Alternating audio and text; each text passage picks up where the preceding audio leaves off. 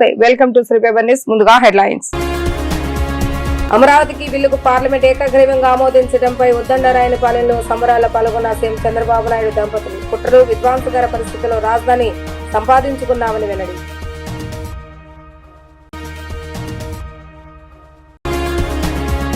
అమరావతి ఆత్మ రైతుల త్యాగంలోని ఉందన్న ఉప ముఖ్యమంత్రి పవన్ కళ్యాణ్. 5 కోట్ల ఆంధ్రుల విజయమని వ్యాఖ్య.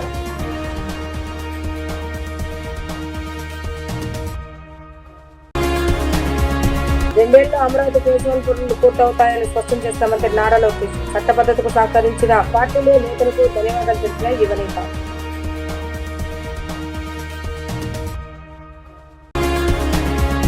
హక్కుల కోసం వీరోచితంగా పోరాడి సాధించిన ఘనత అమరావతి ఉద్యమానిది అని సీఎం చంద్రబాబు నాయుడు కొనియాడారు. అమరావతి ఆసరవల్లి పాదయాత్రలో నాడు ఒక్క అడుగు వెనక్కి తగ్గిన 10 అడుగులు ముందుకు దూకి అమరావతిని సాధించుకున్నామని అన్నారు. ప్రపంచం ఇచ్చే రాజధానిగా అమరావతిని నిర్మిస్తామని ఆయన స్పష్టం చేశారు. అమరావతికి చట్టబద్ధత కల్పిస్తూ పార్లమెంట్ ఏకగ్రీవంగా ఆమోదించడంపై రాజధాని ప్రాంతంలో హర్షధ్వానాలు వ్యక్తమవుతున్నాయి. సీఎం చంద్రబాబు నాయుడు రాజధానిలోని ఉద్దండరాయనిపాలెంలో సతీ సమేతంగా సంబరాలు పాల్గొన్నారు. నాడు అమరావతి రైతులు మహిళల ఉద్యమానికి మద్దతు పలికి ఉద్యమ శిబిరాలకు చంద్రబాబు నాయుడు సతీమణి భువనేశ్వరి వెళ్లారు. ఉద్దండరాయనిపాలెంలోనే 2015లో రాజధాని నిర్మాణానికి ప్రధాని మోడీ శంకుస్థాపన చేశారు. చంద్రబాబు నాయుడు దంపతులకు అమరావతి రైతులు, మహిళలు ఆప్యాయంగా స్వాగతం పలికారు. ఈ సందర్భంగా చంద్రబాబు నాయుడు మాట్లాడుతూ అమరావతి నిర్మాణాలు పూర్తి అయ్యాక మరోమారు ప్రధాని ప్రారంభోత్సవాలకు వస్తారని వెల్లడించారు. అమరావతిపై జగన్కు జ్ఞానోదయం కాలేదు, కానీ ఇంకా పిచ్చి ముదిరిందని మండిపడ్డారు. చట్టాన్ని మారుస్తామని వాగే పిచ్చి పిచ్చి మాటలు ఆచరణ సాధ్యం కాదని స్పష్టం చేశారు. అమరావతితో పాటు రాష్ట్రంలో ప్రతి ప్రాంతాన్ని అభివృద్ధి చేస్తామని వెల్లడించారు. అమరావతి విషయంలో ఇంత జరిగినా వైఎస్ఆర్సీపీకి మాత్రం బుద్ధి రాలేదని దుయ్యబట్టారు. వైఎస్ఆర్సీపీ అన్ని బుద్ధి లేని వ్యాఖ్యలు, దుర్మార్గపు ఆలోచనలే అని ధ్వజమెత్తారు. అమరావతిని చంపాలనుకున్న వైఎస్ఆర్సీపీ బాగుపడదని ఆయన హెచ్చరించారు. అమరావతి రైతులకు, రాష్ట్ర ప్రజలందరికీ అభినందనలు, శుభాభినందనలు. మన ఆత్మ గౌరవాన్ని నిలబెట్టిన ప్రధానమంత్రి నరేంద్ర మోడీ గారికి మనస్ఫూర్తిగా ధన్యవాదాలు తెలియజేస్తున్నాను. గట్టిగా చప్పట్లు కొట్టి అభినందించండి. అమిత్ షా గారు, అందరూ కూడా కేంద్రంలో ఒకరిని కాదు అందరూ సపోర్ట్ చేసే పరిస్థితికి వచ్చారు. ఇదే ప్రాంతానికి ఇంత మునుపు కూడా వచ్చాను, ఒకసారి గుర్తు చేయడానికి. ఏదైతే విధ్వంసం చేసిన తర్వాత మీ అందరికీ ఇబ్బందులు ఆ రోజే 3 రాజధానులు అనౌన్స్ చేసిన రోజున ఇక్కడికి వచ్చి పవిత్రమైన స్థలం ఇది, మామూలు స్థలం కాదు. దేశంలో ఉండే ప్రార్థనాలయాలన్నిట్లో ఉండే పవిత్రమైన మట్టిని, పవిత్రమైన జలాలు తీసుకొచ్చి ఈ ప్రాంతం అంతా పునీతం చేసి ఇక్కడ అలాంటి పవిత్రమైన మట్టి, నీరు ఇక్కడ ఉంది. ఇప్పుడే మాధవ్ గారు చెప్పారు, ఆ రోజు ప్రధానమంత్రి గారు వచ్చినప్పుడు ఒక మాట చెప్పారు, నేను సాక్షాత్ పార్లమెంటు సాక్షిగా పార్లమెంటు దగ్గరుండే పవిత్రమైన మట్టిని, యమునా నది జలాల్ని ఇక్కడ తీసుకొచ్చాను. అంటే ఇది మట్టి జలాలు కాదు, దేశం మొత్తం అమరావతితో ఉంటామని చెప్పి నిరూపించిన రోజుది. ఓసారి ఈ చరిత్ర మనం మర్చిపోతే చాలా కష్టం అవుతుంది.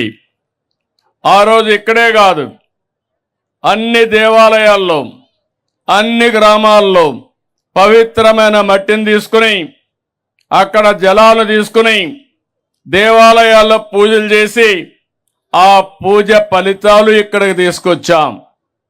అలాంటివన్నీ కూడా మనం ఒకసారి గుర్తుపెట్టుకుంటే ఈరోజు సాక్షాత్ పార్లమెంటు ఒక పార్టీ కాదు, ఎన్డీఏ పార్ట్నర్సే కాకుండా దేశంలో ఉండే అన్ని రాజకీయ పార్టీలు అండగా అమరావతికి నిలబడ్డారంటే అది చరిత్ర.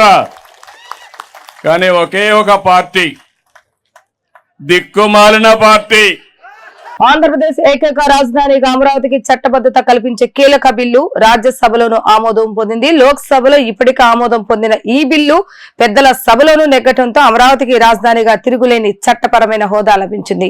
ఈ చారిత్రక పరిణామం పట్ల రాష్ట్ర ఉప ముఖ్యమంత్రి పవన్ కళ్యాణ్ హర్షం వ్యక్తం చేశారు. ఇది 5 కోట్ల ఆంధ్రుల విజయమని, ప్రజల ఆత్మగౌరవ పునరుద్ధరణ అని ఆయన అభివర్ణించారు. ఈ సందర్భంగా పవన్ కళ్యాణ్ ఎక్స్ వేదికగా పోస్ట్ పెట్టారు. త్యాగాల పునాదుల నుంచి ఆశయాలు మూసుకొచ్చిన, కన్నీటి నుంచి అనిశ్చితను భరించిన, నిశ్శబ్దం నుంచి అమరావతి నేడు కోట్లాది ప్రజల ఆశలను మోస్తూ గౌరవంగా నిలబడిందని భావోద్వేగంగా వ్యాఖ్యానించారు. గత కొన్నేళ్లుగా రాజధాని ఉనికిపై సాగిన కుట్రలు, అపోహలు, న్యాయపరమైన చిక్కులను అధిగమించి పార్లమెంట్ సాక్షిగా అమరావతి ఒక అజేయ శక్తిగా అవతరించిందని అన్నారు. ఆంధ్రప్రదేశ్ ప్రజలకు ఎట్టకేలకు న్యాయం జరిగిందని, ఈ విజయం ఎన్డీఏ ప్రభుత్వంపై చెక్కు చెదరని విశ్వాసం ఉంచిన ప్రతి పౌరుడిది అని తెలిపారు. అమరావతి ఆత్మ రైతుల త్యాగంలోనే ఉందని పవన్ కళ్యాణ్ స్పష్టం చేశారు. 33,000 ఎకరాలకు పైగా భూములను రైతులు బలవంతంగా ఇవ్వలేదు. భవిష్యత్తుపై ఒక దార్శనికతపై నమ్మకంతో ఇచ్చారు. ఈ రోజు వారి నమ్మకాన్ని గౌరవించగలిగామని పేర్కొన్నారు. ఈ చారిత్రాత్మక ఘట్టంలో రాష్ట్రానికి గుర్తింపు కోసం ప్రాణత్యాగం చేసిన అమరజీవి పొట్టి శ్రీరాములకు ఆయన నివాళులు అర్పించారు. 2 ఏళ్లలో అమరావతి ఫేజ్ 1 పనులు పూర్తవుతాయని మంత్రి నారా లోకేష్ స్పష్టం చేశారు. రాజ్యసభలో రాజధాని అమరావతి చట్టబద్ధత బిల్లుకు ఆమోదం లభించడంపై హర్షం వ్యక్తం చేశారు. ఎన్నికలకు ముందు ఏకైక రాజధాని అమరావతి అని చెప్పిన జగన్ గెలిచిన 6 ఏళ్లలో 3 రాజధానుల పేరిట డ్రామా చేశారని ఆయన మండిపడ్డారు. ఢిల్లీలో ఏర్పాటు చేసిన విలేకరుల సమావేశంలో మంత్రి నారా లోకేష్ మాట్లాడుతూ ప్రపంచంలో 3 రాజధానుల విధానం ఎక్కడా విజయవంతం కాలేదని అన్నారు. రాష్ట్రానికి మధ్యలో రాజధాని ఉండాలని అమరావతిని ఎంపిక చేశామని అన్నారు. 2 ఏళ్లలో ఫేజ్ 1 పనులు పూర్తి చేస్తామని తేల్చి చెప్పారు. కేంద్రం నుంచి ఇప్పటికే 18,000 కోట్ల రూపాయల సహాయం అందిందని అన్నారు. 3 ఆర్థిక ప్రాంతాలుగా ప్రపంచ స్థాయి నగరంగా అమరావతి అభివృద్ధి చెందుతుందని పేర్కొన్నారు.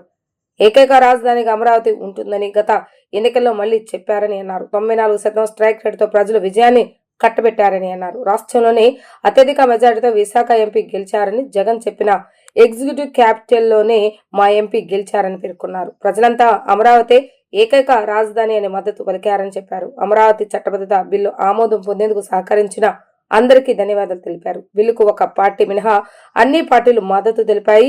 ఈ విజయం అమరావతి రైతులదే అని ఆయన అన్నారు. నాకు కలిగింది ఏంటంటే కట్టుబట్టలతో మెడబట్టి బయటికి గెంటేశారని ఒక బాధ, ఆవేదన వచ్చి రాజధాని ఎక్కడ పెట్టాలో తెలియదు. కూర్చున్నాక ఒక సెక్రటేరియట్లో మన సెక్రటరీలు కూర్చున్నాక ప్లేస్ లేదు, అసెంబ్లీ సమావేశాలు వేసుకోవడానికి ప్లేస్ లేదు, హైకోర్టు లేదు. 10 సంవత్సరాలు హైదరాబాద్ మీ రాజధాని, దాని తర్వాత మీరు దారి మీరు ఎత్తుక్కోండి అని సింపుల్గా చెప్పేశారు. విభజన ఎంత దారుణంగా జరిగిందంటే షెడ్యూల్ 9, షెడ్యూల్ 10 సంస్థలు ఇప్పటికీ అటు తెలంగాణ రాష్ట్రం కానివ్వండి, ఇటు ఆంధ్ర రాష్ట్రం తేల్చుకునే పరిస్థితి లేకుండా పోయింది. అంటే అశాస్త్రీయంగా జరిగిన విభజన వల్ల ఆ ఇబ్బందులు ఇప్పుడు కూడా తెలుగు ప్రజలు ఎదుర్కొంటున్నారు. మీ అందరు తెలుసు, ఆనాడు హైదరాబాద్లో ఉన్న శాసనసభలో ఆంధ్రప్రదేశ్ మన అసెంబ్లీ మీటింగ్ జరిగింది. దాంట్లో చాలా స్పష్టంగా గౌరవ ముఖ్యమంత్రి గారు అటు ఉత్తరాంధ్రకి ఇటు రాయలసీమకి సమదూరంగా రాజధాని ఉండాలి, ఆ రాజధాని అమరావతి అని ఆనాడు ఆయన ప్రకటించారు. అది ప్రకటించేటప్పుడు చాలా స్పష్టంగా అభివృద్ధి వికేంద్రీకరణ మేము చేసి చూపిస్తామని కూడా చెప్తాం జరిగింది. దాంట్లో భాగంగా రైతులు ముందరికి వచ్చారు. గౌరవ ప్రధానమంత్రి గారు స్వయంగా వచ్చి అమరావతి పనులకి శంకుస్థాపన చేస్తాం జరిగింది.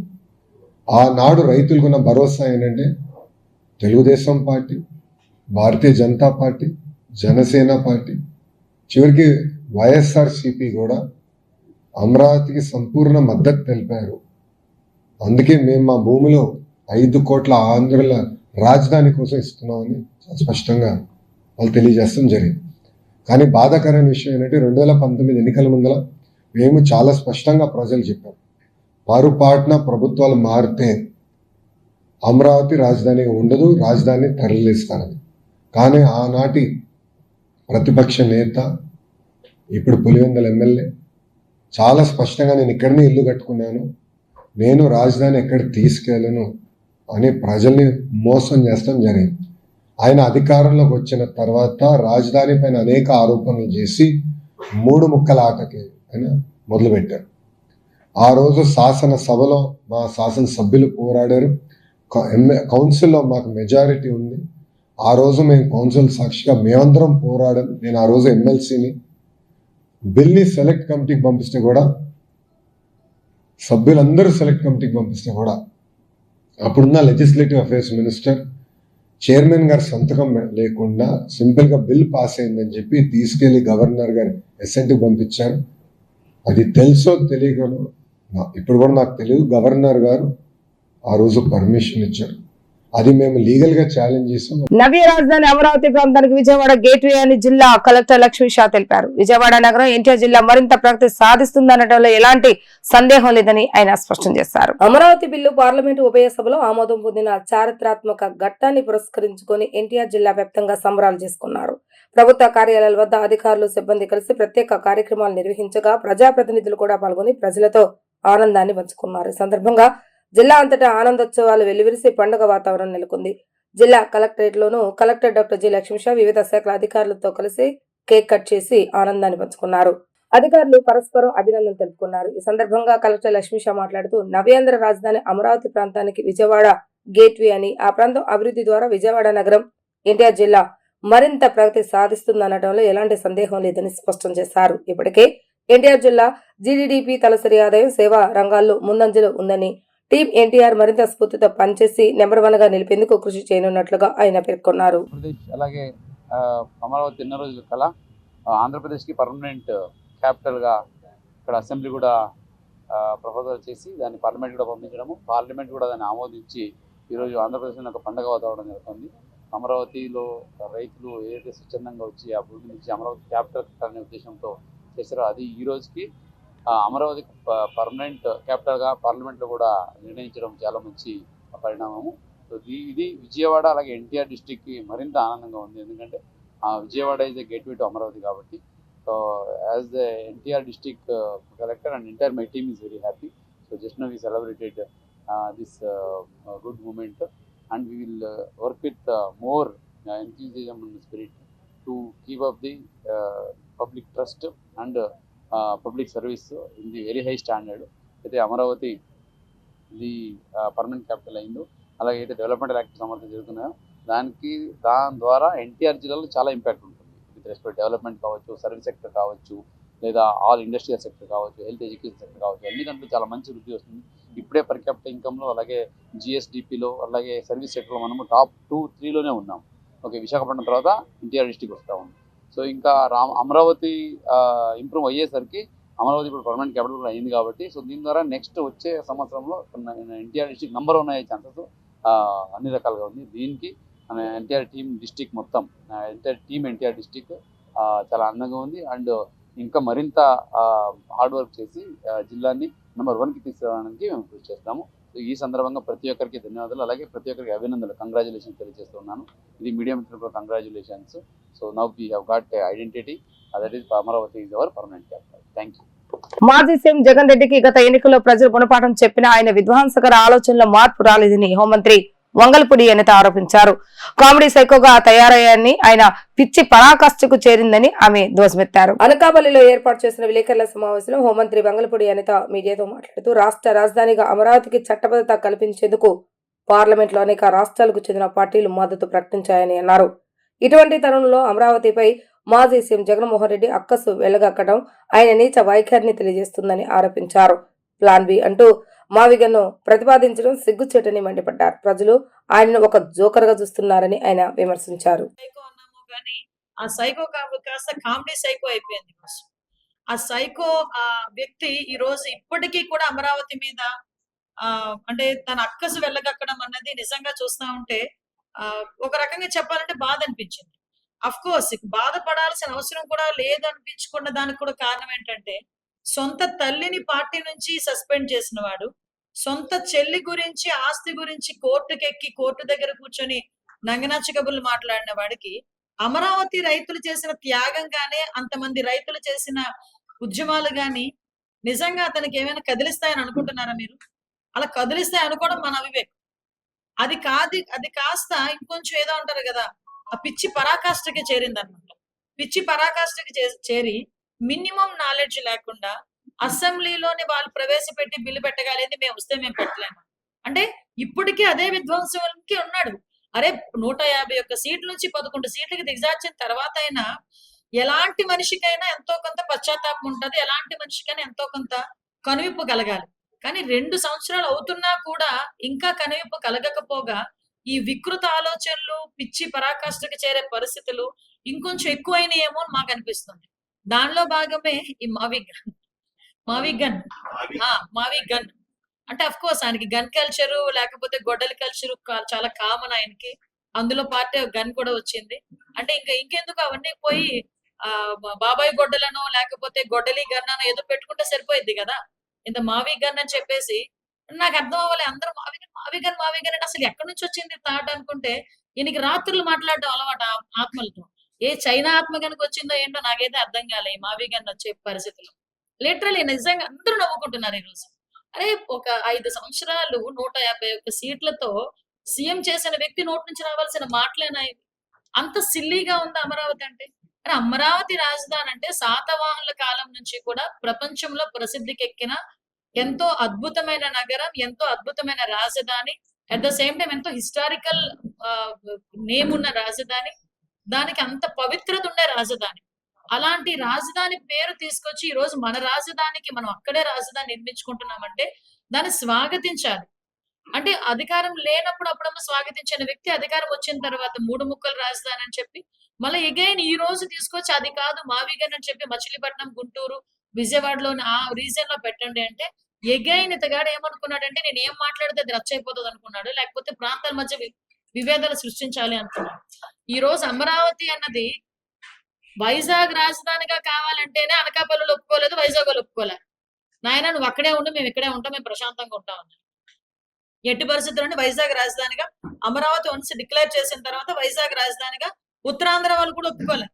ఈ రోజు ఉత్తరాంధ్ర వాళ్ళు కూడా ఆ రోజు అమరావతి నుంచి న్యాయస్థానంకి వాళ్ళు అక్కడికి పాదయాత్ర చేసేటప్పుడు ఇక్కడ నుంచి చాలా మంది వెళ్ళారు అక్కడికి. పోలవరం ప్రాజెక్టు నిర్మాణానికి నిధుల సమస్య లేదని, నిర్మాణ పనులు అనుకున్న సమయానికి పూర్తి చేసి జాతికి అంకితం చేస్తామని జలవనరుల శాఖ మంత్రి నిమ్మల రామానాయుడు స్పష్టం చేశారు. గత ప్రభుత్వ తప్పిదాలను సరిచేసుకుంటూ ప్రాజెక్టు పనులు కొలిక్కి తెస్తున్నామని అన్నారు. పోలవరం ప్రాజెక్టు ఎంత ముఖ్యమో నిర్వాసితులు అంతే ముఖ్యమన్న ఆయన పునరావాస కాలనీల నిర్మాణాన్ని సైతం వేగవంతం చేస్తున్నట్లుగా తెలిపారు. పోలవరం ప్రాజెక్టు నిర్మాణంలో అత్యంత కీలకమైన డయాఫ్రమ్ వాల్ నిర్మాణం పూర్తి అయిందని మంత్రి నిమ్మల తెలిపారు. గత ప్రభుత్వం నిర్వాహకంతో డయాఫ్రమ్ వాల్ దెబ్బతిని 440 కోట్ల మేర ప్రజాధనం వృధా అయిందని వివరించారు. కూటమి ప్రభుత్వం అధికారంలోకి వచ్చిన తర్వాత నిపుణుల సూచనలతో 900 కోట్లతో మరో డయాఫ్రమ్ వాల్ నిర్మించిందని, అలాగే గత ఏడాది జనవరి 18వ తేదీన ఈ పనులు ప్రారంభించామని వెల్లడించారు. రికార్డు స్థాయిలో 440 రోజుల్లో 1372 మీటర్ల పొడవైన కొత్త డయాఫ్రమ్ వాల్ నిర్మించిందని కొనియాడారు. ఈ పనులు పూర్తి కావడంతో మంత్రి నిమ్మల రామానాయుడు ఇంజనీర్లను సన్మానించి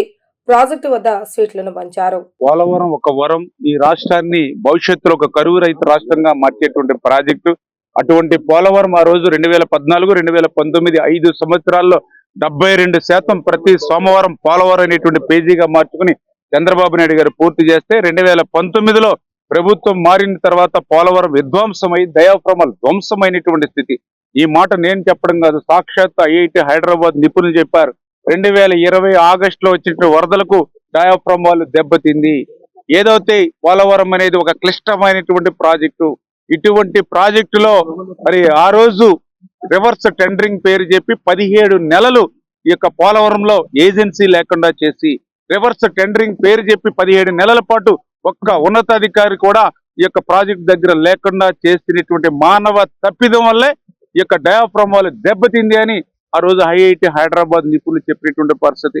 సాక్షాత్తు మరి పిపిఏ వాళ్ళు కానీ సిడబ్ల్యూఎస్ వాళ్ళు కానీ హెచ్చరించారు ఆ రోజు ఉన్నటువంటి జగన్మోహన్ రెడ్డిని. ఇది క్లిష్టమైనటువంటి ప్రాజెక్టు, ఇటువంటి క్లిష్టమైనటువంటి ప్రాజెక్టులో ప్రయోగాలు చేయవద్దు. ఈ ఒకే వర్క్ ని 2 ఏజెన్సీలు చేస్తే రేపొద్దుట ఏదైనా నాణ్యతలో ఇబ్బంది వచ్చి భద్రత విషయంలో ప్రమాదం వస్తే ఏ ఏజెన్సీ బాధ్యత వహిస్తారు? ఇటువంటి వర్క్స్ కి అటువంటి రివర్స్ టెండరింగ్ పేరు చెప్పి ఏజెన్సీలు మార్చొద్దని చెప్పి పదే పదే పిపిఏ సిఈలు సైతం లేఖలు రాసి హెచ్చరించినా కూడా నాడు జగన్మోహన్ రెడ్డి పెడచెవన పెట్టినటువంటి పాపం ఫలితమే 2020 ఆగస్టు వరదలకి డయాఫ్రమ్ వాళ్ళు దెబ్బతిని ఉండడము. అటువంటి స్థితిలో స్వయంగా అసెంబ్లీలో ఎంత విచిత్రం అంటే, మేము అసెంబ్లీలో పోలవరం ఎప్పుడు పూర్తవుతుందో అని అడిగితే ఆ రోజు ఉన్నటువంటి గౌరవ ముఖ్యమంత్రి జగన్మోహన్ రెడ్డి గారు ఇరిగేషన్ మంత్రులు చెప్పేవారు, మేము 2020 డిసెంబర్కి పూర్తి చేస్తాం, 2021 జూన్కి పూర్తి చేస్తాం, 2021 డిసెంబర్కి పూర్తి చేస్తామని. ఆశ్చర్యం, 2020లో డయాఫ్రమ్ వాళ్ళు దెబ్బతింటే 2020 డిసెంబర్కి పూర్తి చేస్తామని జగన్మోహన్ రెడ్డి చెప్పేవాడు.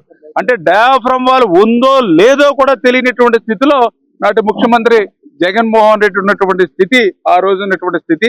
ఆ రోజు డయాఫ్రమ్ వాళ్ళు దెబ్బతిందని తెలిసిన తర్వాత మరి మీరందరూ కూడా చూశారు స్వయంగా అసెంబ్లీలో ఆ రోజు ముఖ్యమంత్రి గాని ఇరిగేషన్ మంత్రులు గాని చెప్పారు, పోలవరం ఎప్పటికి పూర్తవుతుందో మేము చెప్పలేము అని. పోలవరాన్ని ప్రశ్నార్థకం చేసినటువంటి పరిస్థితి ఆ రోజు స్వయంగా అసెంబ్లీలో చెప్పారు. వాళ్ళ మాటలు విని ఆ రోజు ఉన్నటువంటి ధ్వంసం చూసి ఆంధ్రప్రదేశ్ రాష్ట్ర ప్రజలు, తెలుగు ప్రజలు ఇంకా భవిష్యత్తులో పోలవరాన్ని చూడలేమేమో అని, పోలవరం ఒక కలగానే మిగిలిపోతుందేమని పోలవరం మీద ఆశలు వదులుకునేటువంటి పరిస్థితి. అటువంటి స్థితిలో కూటమి ప్రభుత్వం అధికారంలోకి వచ్చిన తర్వాత మళ్ళీ చంద్రబాబు నాయుడు గారు 3-4 సార్లు డైరెక్ట్ చెడుపై మంచి, పాపముపై నీతి, మరణంపై జీవం సాధించిన విజయానికి నిదర్శనమే గుడ్ ఫ్రైడే. క్రైస్తవులు ఎంతో భక్తి శ్రద్ధలతో ఎంతో పవిత్రమైన గుణదల కొండపై ప్రత్యేక ప్రార్థనలు నిర్వహించారు. తనను సిలువ వేసి తన దేహానికి శిలలు కొడుతున్న వారిని కూడా క్షమించాలని భగవంతుని వేడుకున్న మహోన్నత క్షమాగుణ సంపన్నుడు యేసుక్రీస్తు అని పలువురు దైవజనులు పేర్కొన్నారు. గుడ్ ఫ్రైడే సందర్భంగా నగరంలోని గుణదల కొండపై మేరీమాత స్వరూపం వద్ద సిలువ మార్గం జరిగింది. Education desk director father Kolakani Marianna, reverend father William Jayaraju, పుణ్యక్షేత్రం విచారణ గురువులు పలువురు విచారణ కర్తలు హాజరయ్యి ప్రత్యేక ప్రార్థన నిర్వహించారు. ప్రజల కోసం యేసుక్రీస్తు చేసిన త్యాగాలను ప్రతి ఒక్కరూ స్మరించుకున్నారు. గుడ్ ఫ్రైడే క్రైస్తవులకు పరమ పవిత్రమైన రోజని reverend father William Jayaraju, father Kommuthoti Anil తెలిపారు. గుణదల కొండపైకి వేలాది మంది క్రైస్తవ సోదరులు చేరుకుని యేసుక్రీస్తు శిలువ మార్గం వద్ద ప్రత్యేక ప్రార్థన నిర్వహించడం జరిగిందన్నారు. సమస్త మానవాళి పట్ల ప్రేమ, నిస్సహాయుల పట్ల జాలి, అవధుల్లేని త్యాగం, సడలని ఓర్పు, శత్రువుల పట్ల క్షమగుణం అనే గొప్ప లక్షణాలను కలిగి ఉండటం కరుణామయుడైన యేసుక్రీస్తుకే సాధ్యమని పలువురు ఫాదర్స్ కొనియాడారు.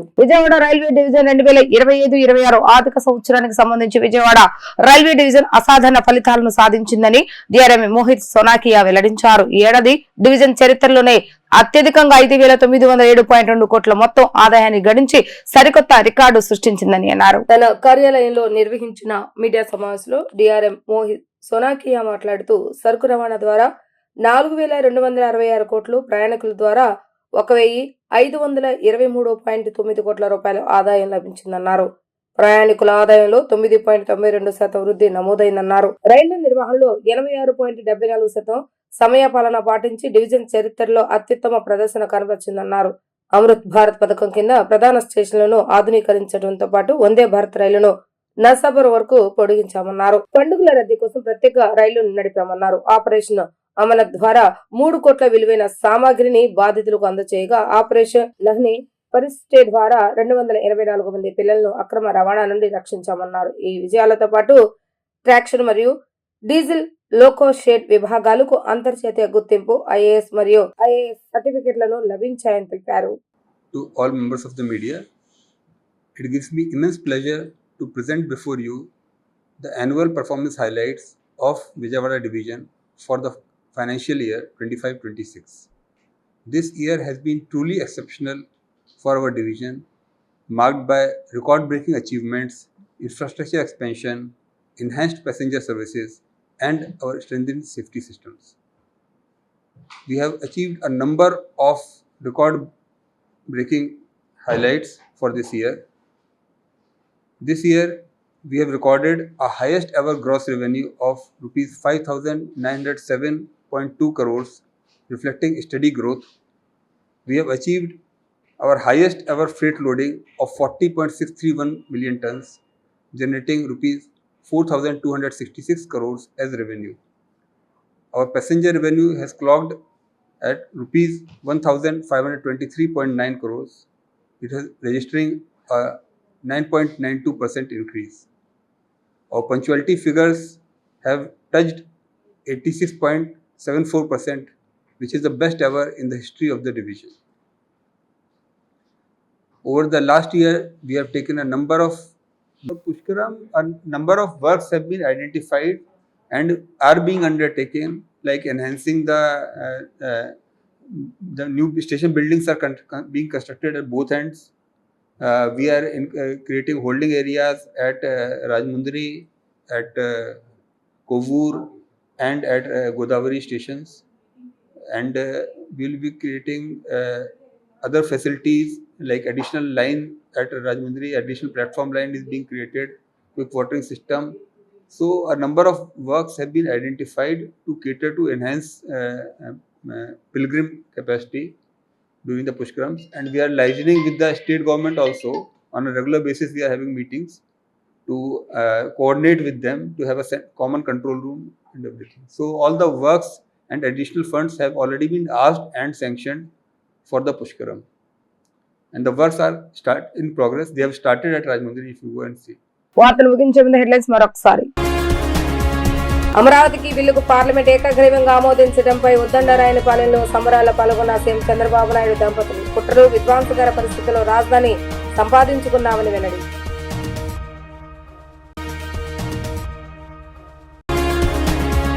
అమరావతి ఆత్మ రైతుల త్యాగంలోని ఉందన్న ఉప ముఖ్యమంత్రి పవన్ కళ్యాణ్. 5 కోట్ల ఆంధ్రుల విజయమని వ్యాఖ్యానం.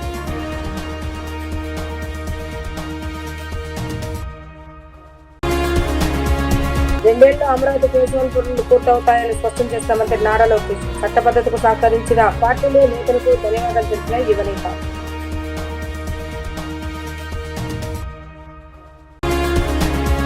ఇవి ఈరోజు వార్తా విశేషాలు. మరలా తిరిగి ప్రసారమైన వార్తలు మళ్ళీ కలుద్దాం. అంతవరకు సెలవు. నమస్కారం.